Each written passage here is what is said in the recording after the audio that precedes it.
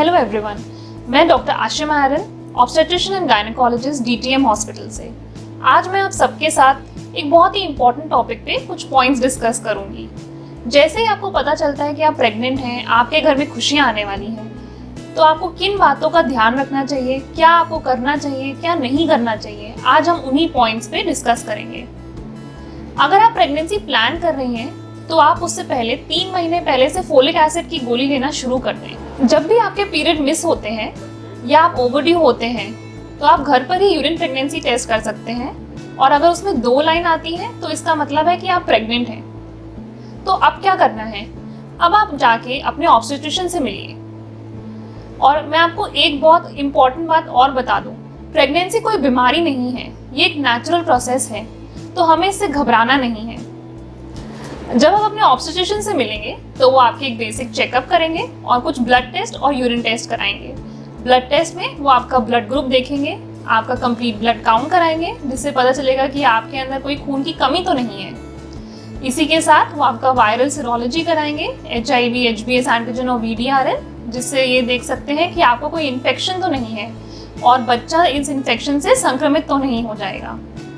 इसके अलावा thyroid profile, thalassaemia profile, sugar की जांच होती है, जिससे पता चल सकता है कि आपको कोई थायराइड, शुगर की बीमारी तो नहीं है। इसका फिर समय रहते हमें पता चल जाएगा, हम इसका समय से इलाज कर सकेंगे और बच्चे पर इसके आने वाले दुष्प्रभावों को प्रिवेंट कर सकेंगे। इसी के साथ एक अल्ट्रासाउंड किया जाता है 1.5 महीने पे, जिससे कि बच्चे की कार्डियक एक्टिविटी यानी कि दिल की धड़कन का पता चलता है।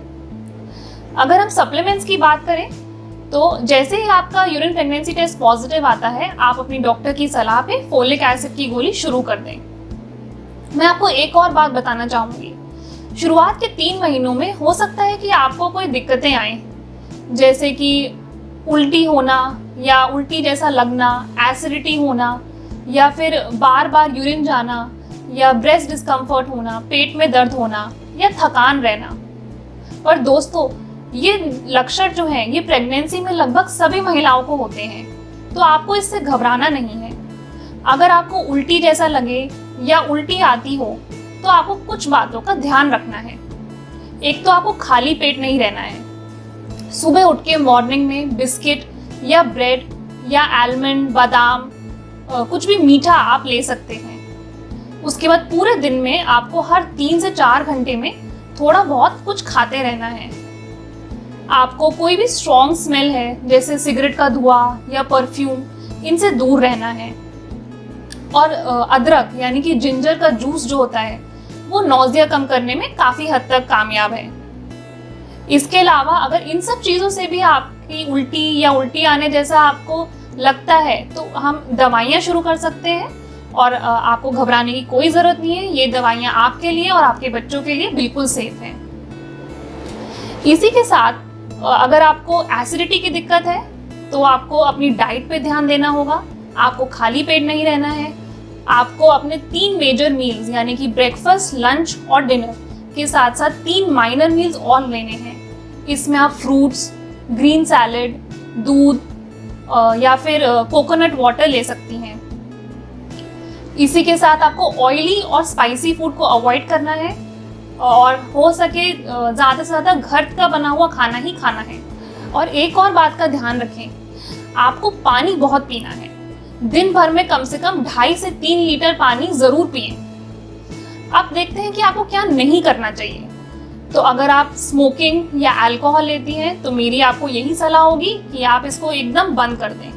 अगर आप टी कॉफ़ी लेती हैं तो आप इसकी मात्रा कम कर दें। इसी के साथ आप अपने प्रेगनेंसी में अपने घर का काम नॉर्मली कर सकती हैं, उसमें कोई दिक्कत की बात नहीं है। पर हाँ, याद रहे आपको हैवी एक्सरसाइज अवॉइड करनी है।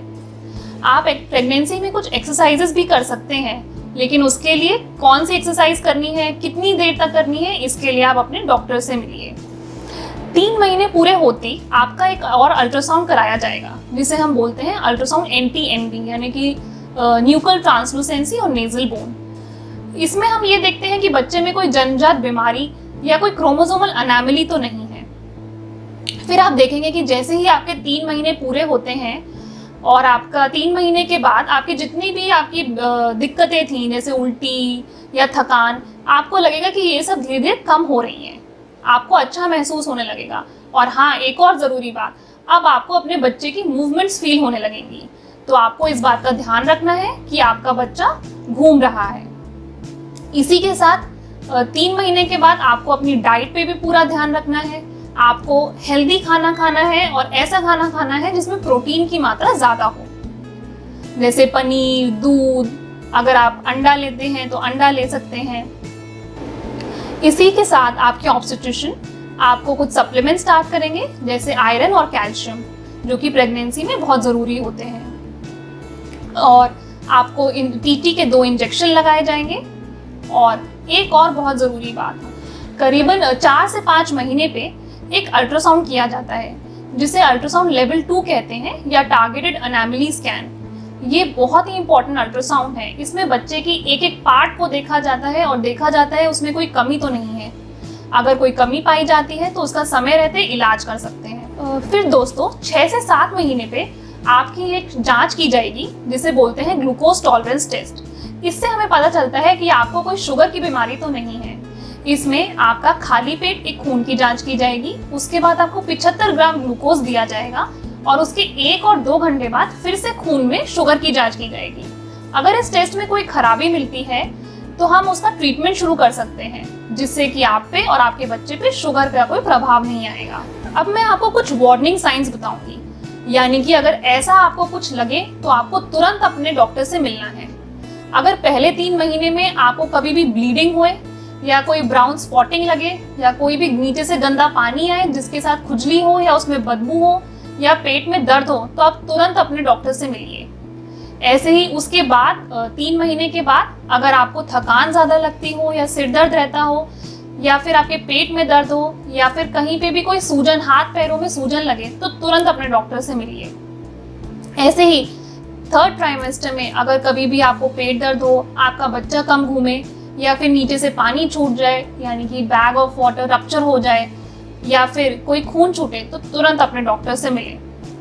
मैं मानती हूँ कि अगर आप इन सब छोटी छोटी बातों का ध्यान रखेंगे, अपने ऑब्स्टेट्रिशियन से, अपने डॉक्टर से टाइम टू टाइम मिलते रहेंगे और उनकी सलाह मानेंगे, तो आपका प्रेगनेंसी और लेबर का सफ़र बहुत ही आसानी से निकल जाएगा और अंत में एक स्वस्थ माँ और एक स्वस्थ बच्चा होगा।